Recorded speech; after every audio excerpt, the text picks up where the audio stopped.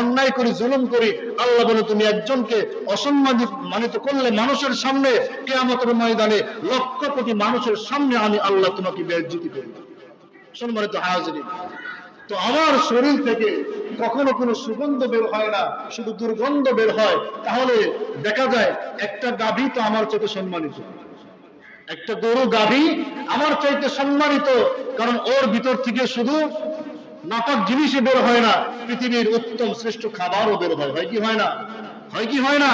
তো একটা গাভীর ভিতর থেকেও, যেটাকে আমি বলি গরু, গালি দেই গরু, বুদ্ধিজ্ঞান না থাকলে মানুষকেও বলি গরু, ছাগলের বাচ্চা ছাগল বলি, অথচ ওই ছাগলের একটা ছিদ্র দিয়ে এমন সুস্বাদু আর এমন স্বাস্থ্যসম্মত খাবার আল্লাহ তৈরি করে দিয়েছেন।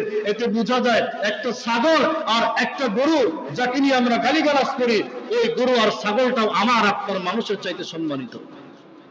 ঠিক না ভাই? ওই ছাগল আর গরু আমার চাইতে সম্মানিত, কিন্তু ওই ছাগল আর গরু সারা জীবন দুধ দিয়ে গেল, মালিকের কথা শুনলো, মালিকের পিটানি খেলো, কোনোদিন সে অহংকার করলো না।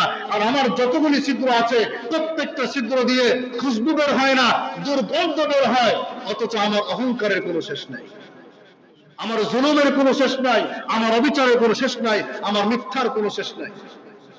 আমি আঙুল ঝুলিয়ে ঝুলিয়ে মানুষকে অপমান করি, আঙুল ঝুলিয়ে ঝুলিয়ে, হাত ঝুলিয়ে ঝুলিয়ে, চক্ষু লাল করে, কাপড় আস্তিন উঁচা করে গুছিয়ে মানুষকে আমি মানুষের সামনে ছোট করি, অন্যায় করি, জুলুম করি। আল্লাহ বলে তুমি একজনকে অসম্মানিত করলে মানুষের সামনে, কিয়ামতের ময়দানে লক্ষ কোটি মানুষের সামনে আমি আল্লাহ তোমাকে বেইজ্জতি করব। নাউজুবিল্লাহ বলি, লক্ষ কোটি মানুষের সামনে আমি তোমাকে বেইজ্জতি করব। অতএব সম্মানিত হাজিরিন, আমার দেহের ভিতরে যা আছে একটাও আমার আপন না। কি বলেন আপন?